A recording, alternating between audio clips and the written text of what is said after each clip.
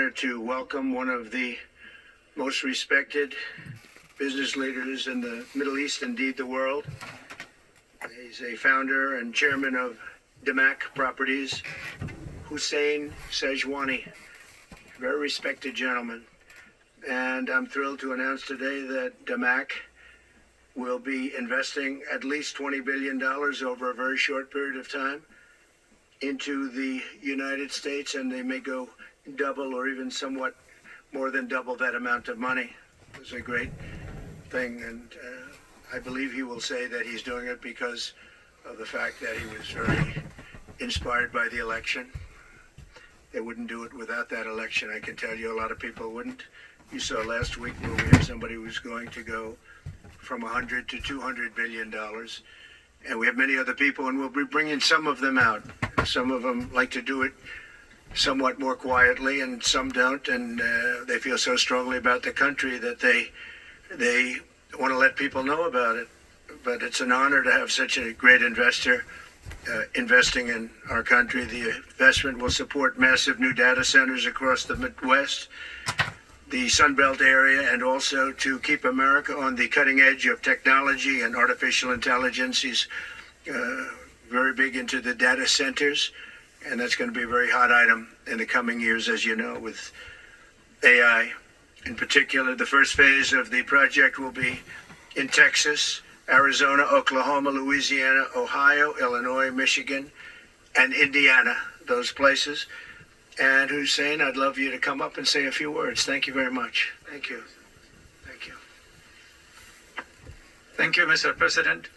It's been amazing news for me and my family when he was elected in November. We've been waiting 4 years to increase our investments in U.S. to a very large amount of money. We are a company operating in more than 20 countries around the world. We have delivered more than 45,000 luxury units and another 45,000 in the pipeline. In data center, we are in 10 countries around the world, in Asia, Europe, and Middle East. And we're very, very excited now with his leadership and his open strategy and policy to encourage businesses to come to U.S. For the last 4 years, we've been waiting for this moment. And we're planning to invest $20 billion and even more than that if the opportunity, the market allow us. But at the moment, we're planning $20 billion in data center, catering for the AI and cloud business for the hyperscalers. Fantastic. Thank you, Mr. Great President. honor. Thank you very much. So nice. And that man knows what he's doing. He knows. So, Hussein, we're going to work with you and make sure everything goes smoothly. We have powers that haven't really been used in terms of environmental. If you invest over $1 billion in the United States, we're going to give expedited reviews to everybody because everyone's afraid they're going to come in and get caught in the quagmire, which is very prevalent in the United States, unfortunately, the quagmire of environmental and various other regulations and rules. And I made it a point of telling people if you invest $1 billion or more, and we'll do this for people with far less too, but we guarantee it. We're going to move them quickly through the environmental process. Sometimes people are held up 12, 13, 14, 15 years. I saw it with plants in Louisiana where I got it approved in literally a week. They were through the review in 1 week after spending 14 and a half years trying to get it, and they were going nowhere. It was a terrible thing. So I've been a victim of that myself over the years. And I think I know all the games and all the tricks that are played. And much of it is just done to stop progress. So we're going to be helping you and everybody else that comes to the United States and wants to invest their money, that you don't get tied up for the rest of your life and you can't do anything. This commitment further. I want to weigh in on what he's talking about pertaining to environmental rules and regulations. And there's no doubt sometimes it does seem stupid in some of the things that they do. Just to use a quick example, between here and Nashville up towards Dixon on I-40, they was going to take a stretch and go around Nashville down towards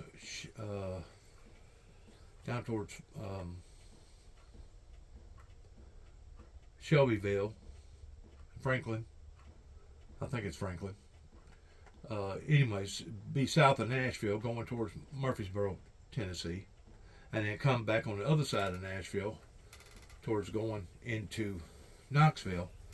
That would cut out a lot of time stopping and going, depending upon what time of the day that you was going through Nashville, because Nashville has become a major metropolitan area to go through. And if you hadn't been through Nashville in a long time, my recommendations would be do not go during the morning rush hour or the evening rush hour, because it is absolutely hectic. But anyways, they stopped that project. I think it was 841 or 641. I don't forgot now the name of the highway now. But they stopped it for about 2 years over some sort of a snail that they claimed that was on the endangered and species list. I don't know what kind of game that they was playing, or whether or not there really was some sort of a snail that they was taking a chance on finishing out the endangered species on. But whatever happened, it delayed the project for about 2 years. So I do understand in certain contexts about what this man is saying, but at the same time, I also understand that I got responsibilities as an adult, especially at my age, knowing that my children, or my child, my son, and his, possibly his children, I know he's got one daughter, are going to have to be exposed to this type of environment. And if we don't take precautionary measures in environmental exchanges, we are asking for total hell to bust loose here in America.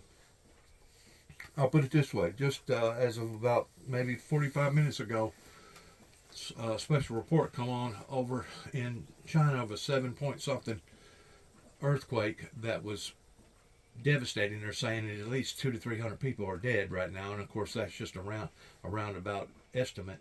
But they get massive earthquakes over all the time. Well, you know why? Because there's no regulations in how they drill and how much that they drill and what they do during the time that they're drilling for oil. And they leave these big pockets, these big cavities under the ground, and then all of a sudden the ground shifts, and whenever it does, it creates an earthquake. Just like whenever they was out in Oklahoma, they finally had to stop them from doing what they was doing, because they was basically creating small earthquakes or tremors every time that they would do a fracking. And that was the reason why, I mean, it was literally causing stuff to fall off of people's shelves and etc. in their homes. So the guy, I envy a lot of the things that he's involved in, but when it comes to the environmental health issues pertaining to our planet, especially this side of the planet over here on this continent, I disagree with a lot of the stuff that he embarks upon. Because you got to look at not the short-term factors, but also the long-term factors, and if you don't, you're asking for problems. Many of the greatest business leaders on earth are seeing a very bright economic future for America since the election. As you know, a lot of positive things have happened. We are inheriting a difficult situation from the outgoing administration, and they're trying everything they can to make it more difficult. Inflation is continuing to rage, and interest rates are far too high. And I've been disappointed to see the Biden administration's attempt to block the reforms of the American people and that they voted for. We had a landslide election. We won every swing state. We won the popular vote by millions and millions of people. Nobody even knows how many people, millions.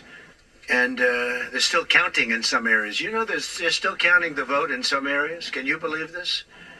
What a place. What a horrible place. One of the things we're going to do is we've got to fix the election so that we get honest counts and they get done by 10 o'clock in the evening or something thereabouts. There are places where they're still counting votes. President Biden's actions yesterday on offshore drilling, banning offshore drilling, will not stand. I will reverse it immediately. It'll be done immediately. And we will drill, baby, drill. We're going to be drilling in a lot of other locations, and the energy costs are going to come way down. They'll be brought down to a very low level. and that's going to bring everything. Right now, scientists are saying that there is a volcano just outside of Oregon in the Pacific Ocean. That's right at the brink of going off. We got Yellowstone National Park that's at the brink of going off. We've got other signs of problems that the continent over here is fixing to have to face off on. And we got somebody like this that could care less.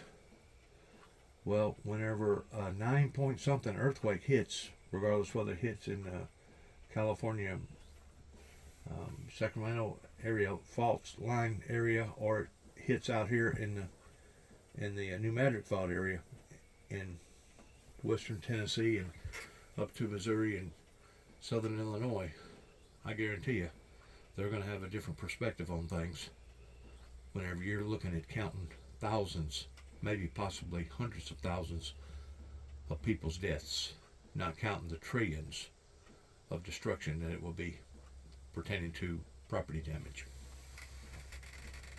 There has to be a sensible approach in what we're doing to the planet. If not, we're only digging our own graves. And it's not just our graves that we're digging, but we're digging the graves of our children and our children's children and possibly even their children. I've said this before. That's one of the main things that I do not like about Donald Trump, that he could basically care less about people's health and about people's well-being pertaining to earthquakes and tremors and breathing poisonous gases and cutting down all the trees and having all the problems with people's health, with cancer and all the above. He's old school. He's still a climate denier, an environmental climate denier, and there's going to be a heavy price to pay for that. Bring everything else down. That's what caused it to go up, along with the ridiculous spending on the Green New scam. All this money, trillions of dollars. It's like throwing it right out the window, what they're doing. And they're trying to spend so much now. They're just taking money and giving it to anybody that wants it for any project at all, if it's certified under the Green New scam. And they don't work, and it's too expensive. And This is a man that claims that he understands the Bible, right? He claims that he's for Christ. I admire that in him. I really do. Especially whenever he went through a close encounter of a homegrown terrorist that almost took his life. I think it put a different perspective on things pertaining to this individual. But if you can't add 2 + 2 = 4 and 4 + 4 = 8, regarding not only looking at the signs from NASA, NOAA, scientists, also looking at the Bible, that as you shall see the days approaching and no flesh shall be saved, what's going to cause this in response to what the Bible has already done predicted is going to occur, then something is wrong with your logic. If you can't put all the pieces together and understanding the big picture, because instead of him being part of the solution to the problem, he's becoming the problem regarding environmental problems and massive forces of nature as far as fires and floods and hurricanes and tornadoes. And you may say, well, there's been all that stuff way before Donald Trump ever come in power. There has, but not on the level that we're seeing it today. Not on the level that we're seeing it today. Plus, the intensity has tremendously increased. I think, if I'm not mistaken, NOAA or whoever it is that predicts hurricanes is already saying that we're possibly going to be going into a Category 6 level, which indicates more stronger winds pertaining to these mass hurricanes that now are following in the same direction towards the typhoons on the other side of the world. And for some reason, something just isn't clicking with this guy. I think that he knows the truth. For surely to God, he ain't this blind in seeing what's happening. But because he wants to get us out of the hole towards basically making up for lost time because of what all these other politicians have done to us. This is the only escape or the only solution that he can see towards doing it. And there's thousands of different alternative energy ways that we can be investing our time and money in other than dig, baby, drill, baby, drill, baby, drill, drill, drill. I'm telling you, that's not the solution to the problem. And I'm telling you, he's going to create more of a problem than what it's going to be worth long term. And whenever I say long term, I'm not talking about 100 years from now. No. Whenever I say long term, I'm talking about less than 5 years from now. Maybe even possibly less than a year from now. Because you cannot continue to keep stealing the resources out of the ground that was put there, not for us to drive around and look cool on Sunday with our glasses on, but it was put there primarily in part of the ecosystem below our feet. Everything has an ecosystem. It doesn't matter if it's the atmosphere above our heads. It doesn't matter if it's the atmosphere above the clouds pertaining to the loft. It doesn't matter if it's below our feet. It doesn't matter if it's the animal kingdom, the bug kingdom, the human kingdom, whatever kingdom, the air kingdom. Everything has a adjustment pertaining to order. And whenever you start knocking things out of order, you start asking for problems.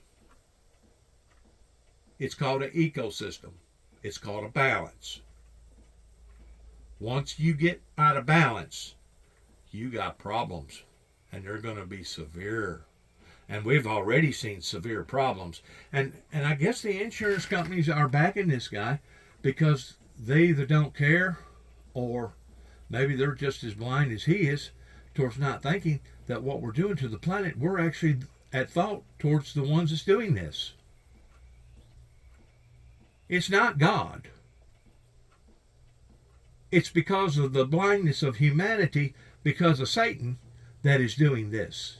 It's creating environments that are basically, I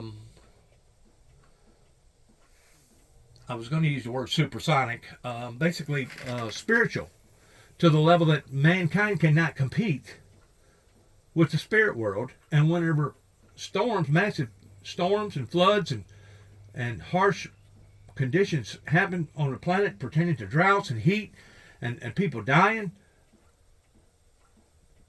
people need to look at the whole picture and not just bits and pieces of it. And that's what Donald Trump is not doing. He's not looking at the whole picture. He's just wanting to basically rev up the motor and get everything up and going again. Well, that's fine, but there's going to be consequences to that. I mean, whenever they explained it to the scientists during Carter's era, and the White House basically said, well, get back with us whenever it starts to happen, that was back in the late 70s, right before Reagan come in power in 1980. Look at the transformations of what has happened pertaining to the natural forces of Mother Nature. Look at where we was then, 40-something years ago, versus where we are now.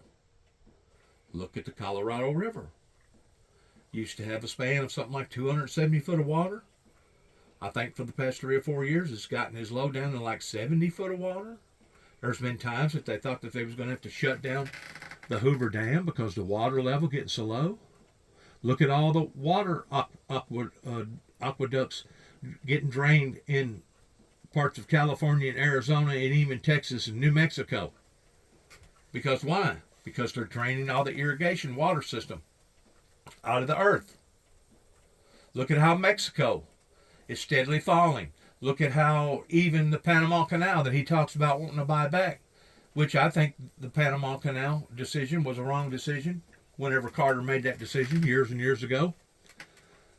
But today, because of the droughts and because of the unusual weather patterns, it's costing them tremendous amount of billions of gallons or barrels of water over there to be able to transport these big boats from basically the Atlantic over to the Pacific and not having to go all the way down to South America. basically a trip of about 6 or 7 thousand miles that could be eliminated by going through the Panama Canal. I don't know if this guy just don't understand what's happening. I mean, I've had people say something to me like, well, how come the Pacific is 6 foot higher than what the Atlantic is? Well, it's not that it's 6 foot higher. It's the backwash that happens whenever you have all that water that's flowing into America, basically from the Black Sea over to Alaska and all the West Coast, all of Mexico, and then you got all of South America. That's basically a levee, and in the process of that levee, it does a backwash on the water. That's what causes the water to be higher on the Pacific side than it is the Atlantic side, right next to the levee or the body of water, right next to the peninsula. I mean, it's pretty obvious what's going on and why it's going on, especially if you get to looking at the Ring of Fire down below South America, pertaining to all the underground volcanoes. I mean, we are steady. I mean, they just had a big iceberg fall off a main part of the ice just the other day. That was something like the size of a whole state. And this is steadily happening. This is steadily going on all over, not just in the North Pole, South Pole too. We're seeing problems. We're seeing animals that are having trouble in migrating. White bears up in the poles, penguins. They're all having to travel and go further north. Because why? Because the planet's warming up. Because the ice is no longer putting out that type of energy or that type of force. And because of it, they're having to migrate and move further north. Our winters have become shorter. We have now about 3 weeks less of spring. We have about 3 weeks less of fall. That's adding to the 3 weeks less of winter. And our summers is longer, not just in America, but also in Australia and other places. I don't know why this person cannot sit down and listen and watch and observe and take notes pertaining to, well, what did things used to be like pertaining to charts versus how are they doing today pertaining to charts. Obviously, he don't care. You know why? Because it's all about money. It's all about profit.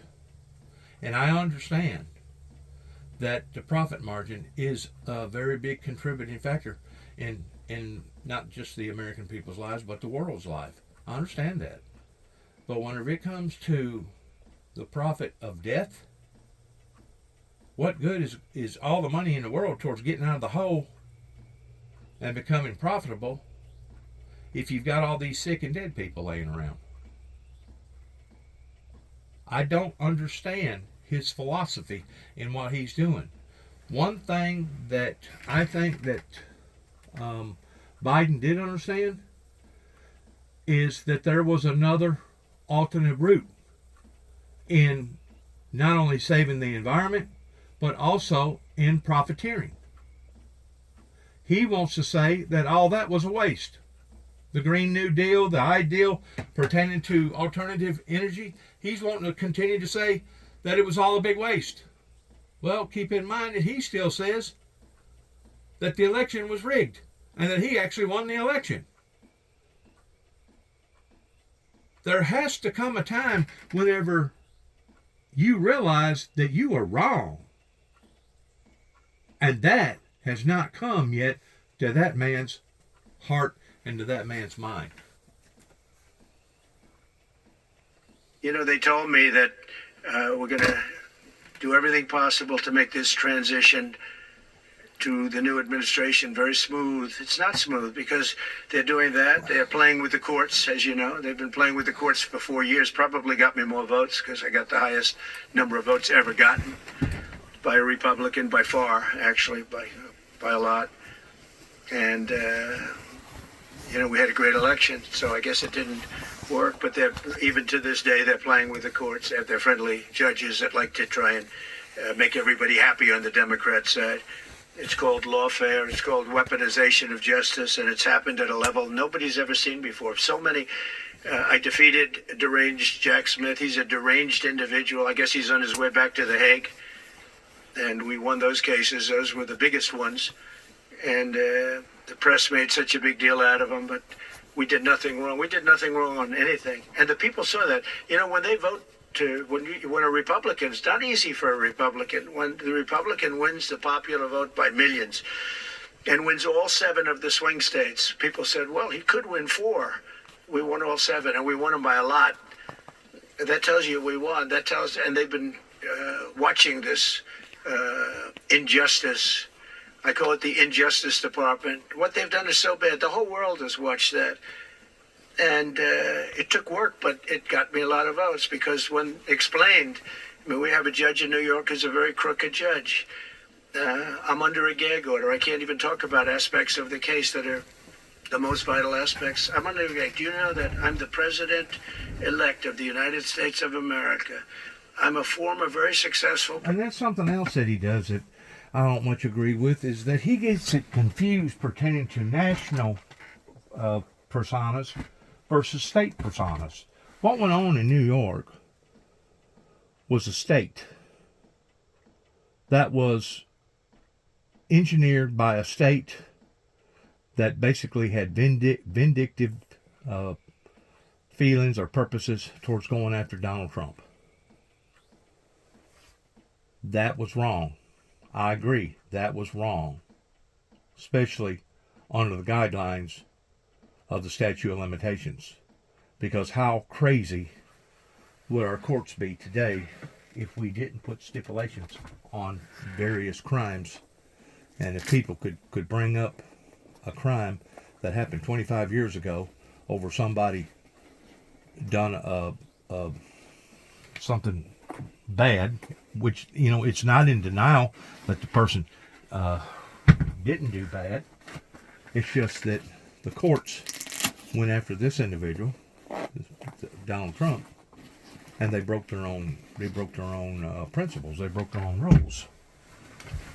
So, and it doesn't verify that Donald Trump didn't do nothing wrong, because I'm still convinced that possibly something did happen with that woman in that clothing store pertaining to what the charges was. It just so happens she should have brought that out way before the statute of limitations ever run out. But she didn't.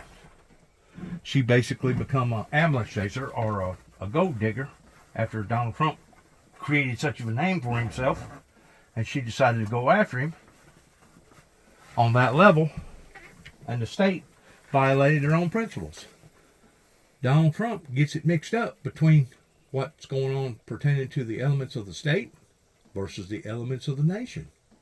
That's another thing he has trouble in separating. He's not put a lot of thought into a lot of different areas that to me is vital. And the truth does matter. And how you explain yourself matters. Pertaining to it's not necessarily what you say, but how you say it. In other words, you got to break it down as a good instructor, as a good teacher. That way other people will be able to identify and understand what you're trying to tell them, that it does sound, the basis sounds more credible because you have explained it in the terminology that now they can even relate to. If you don't do that as an instructor, you're basically making points that's pointless in the eyes of the interpreter, because the interpreter ain't going to interpret these things that way. Just like me talking about the differences of the entities of the state versus the entities of the national level, I can see the differences, but somehow or another Donald Trump mixes all that together. Greatest economy in the history of our country. We had borders that were sealed and beautiful. We had everything was good. We had no wars. We defeated ISIS. We had no wars. Now I'm going into Our country was in shambles pertaining to death and destruction, suicides with our military, crime, etc. Whenever he says that it was doing better than ever, he's mischaracterizing himself once more again. We was doing okay with Donald Trump. We was doing good. But it wasn't the best of ever. Once more, if you don't express yourself and explain yourself in these areas more precisely, you're gonna basically put out the wrong images to the ones that you're trying to interpret what you're trying to say, and the next thing you know, they're going to say, well, this guy, he's lying, or he don't know what he's talking about because he's not explaining it properly. You have to be a good communicator, you have to learn how to communicate. And if you can't be a good communicator, odds are people will turn you off, or they'll get to thinking something differently than what you want them to think. a world that's burning with Russia and Ukraine, with Israel. You took a look at that. It's pretty typical with any politician pertaining to truths, half truths, and just barefaced lies. You can tell half truths that's really a lie, but if you express your words properly, you can actually convince a group of people, even though you was lying, the way that you was expressing yourself, you can convince them that, well, it ain't so much a lie, it's a half-truth. Well, according to the Bible, it's either yay or nay. Either for or against. It's either good or bad. It's either up or down. It's either right or wrong, according to the Bible. It's the politicians that want to get in these offices, and they basically want to squander their reasoning whenever they get to talking, and they want to fill in all the gray areas, and according to the Bible, there is no gray areas. It's either hot or cold. It's either right or wrong. It's either good or bad, up or down. That attack on October 7th, the attack on Israel, with the horrible way they got out. Not the fact that they got out. I would have been out before them. But we would have been out of Afghanistan with dignity and strength, as opposed to looking like a bunch of fools with 13 dead and many, many badly, horrifically injured. Nobody ever talks about them. No arms, no legs. Nobody ever talks about them. The way they got out was outrageous, leaving billions of dollars of brand new military equipment that I bought. And I agree with everything he's talking about right there pertaining to the Afghanistan war. It was a senseless act of sacrifice that ultimately the American people did not get the bang for the buck on. Why? Because they were spearheading it the wrong way. They were spearheading it politically and not spiritually. This is where the windmill ministries got left behind. Not only did the windmill ministries get left behind, but all these other different ministries did too as well, because they wasn't near as effective in all these other different countries. I bought in the hands of the Afghans, and specifically the Taliban. It's the group. And we were doing very well. We would have been out. We would have been respected. I think it's one of the reasons it was so badly handled, that withdrawal, where people are jumping onto airplanes, falling off the sides of airplanes when they're 3,000 feet in the air. And 3,000 feet. See what I'm saying? He has a drastic imagination. The people that I've seen falling off the airplanes was basically maybe 300 feet above the ground. Maybe 8 to 1,000 feet at the very most. once you get up that high and the plane is going that fast, you're not going to be able to hang on at 3,000 feet.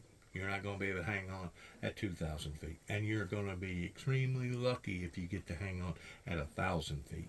From what I could see, it looked to me like people was dropping out of the airplane somewhere between 300 and 500 feet. Now, that was my opinion of it. That's what I observed on TV whenever I seen the big airplane leaving and people clinching to it, thinking that they was going to hang on for all dear life. Nobody's ever seen anything like that, the worst.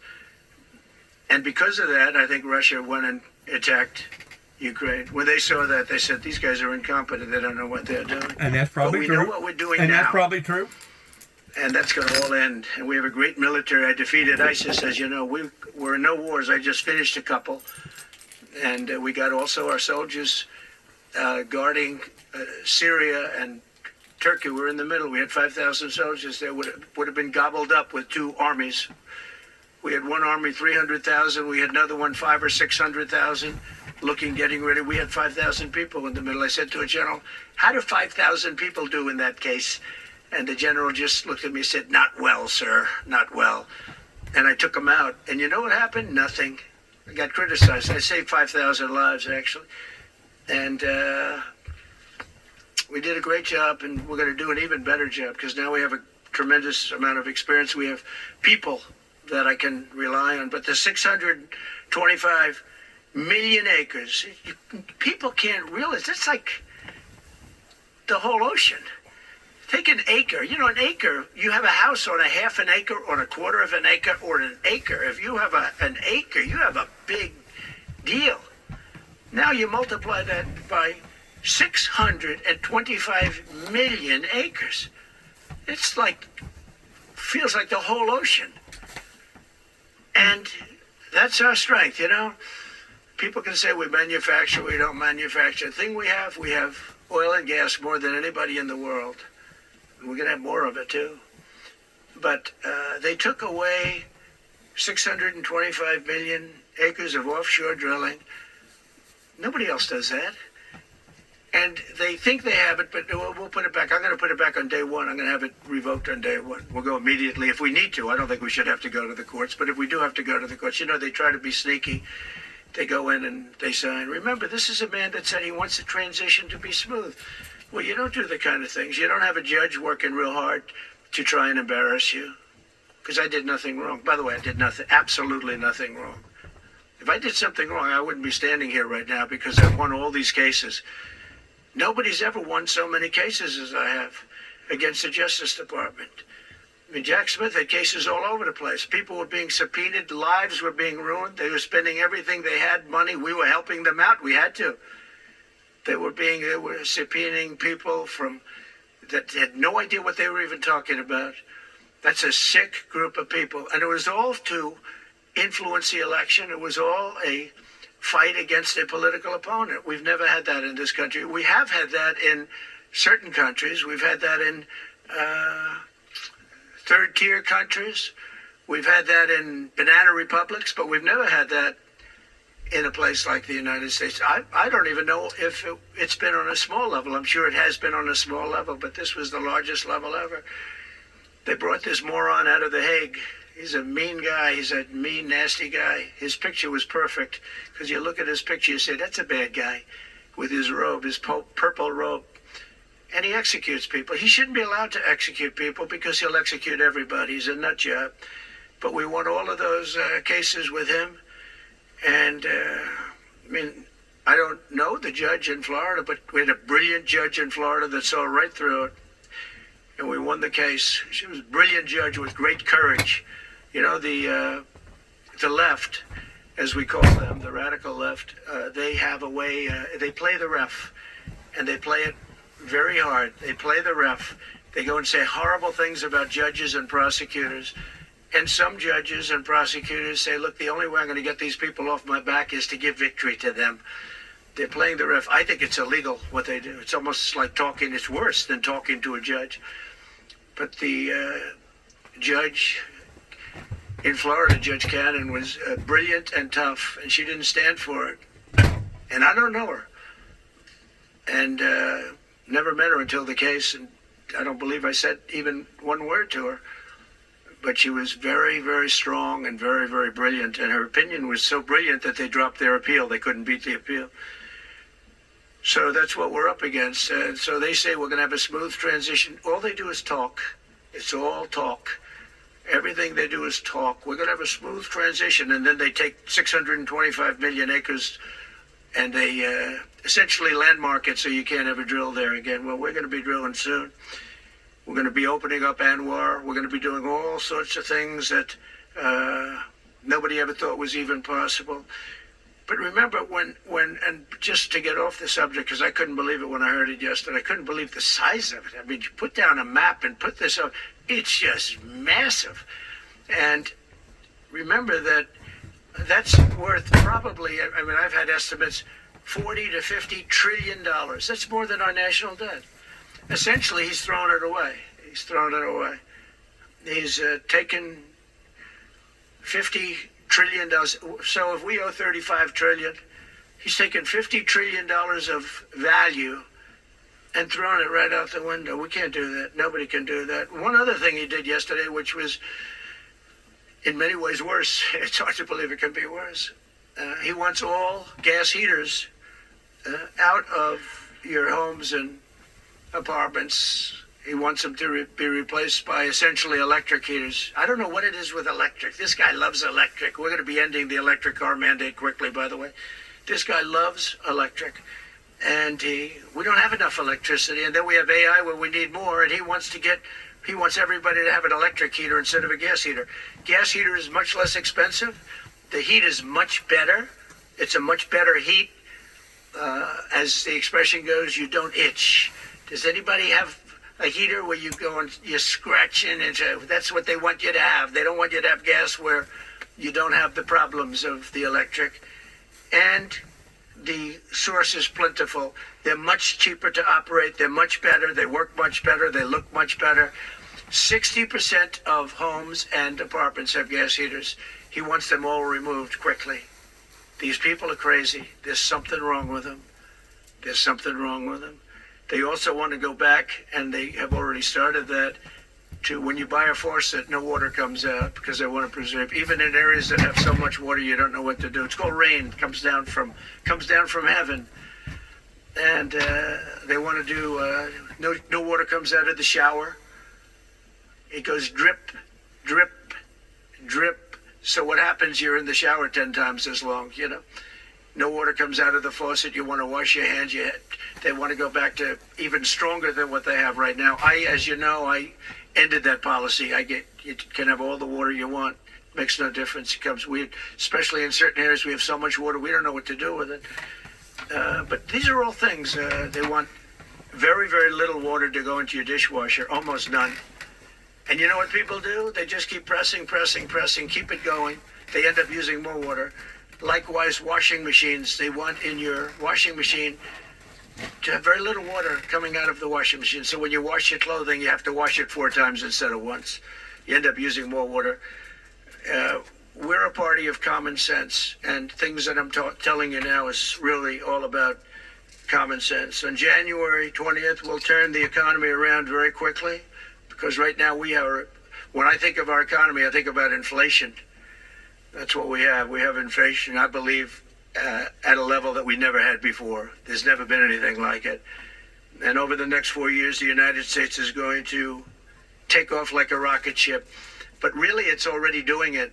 If you take a look, just last month, SoftBank announced the $200 billion. I think it'll be 200. He said between 100, and I said, how about making it 200?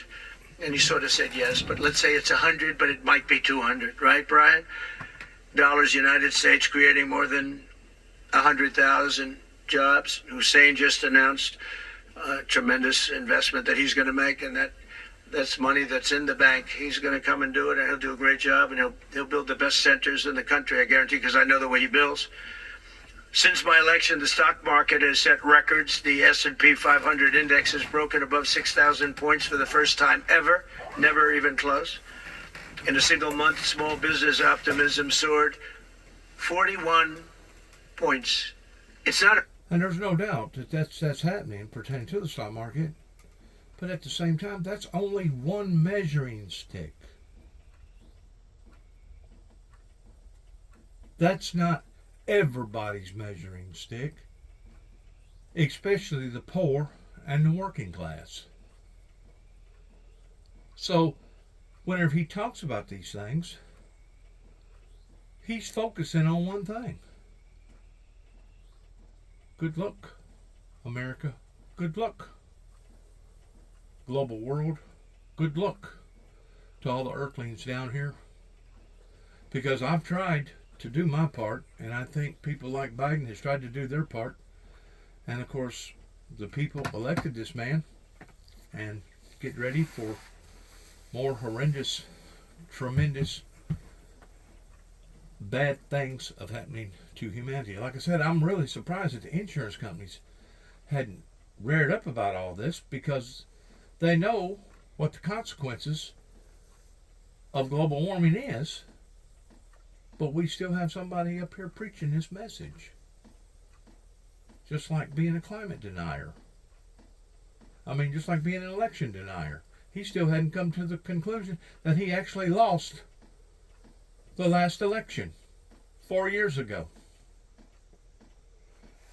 It's senseless in me talking about it anymore.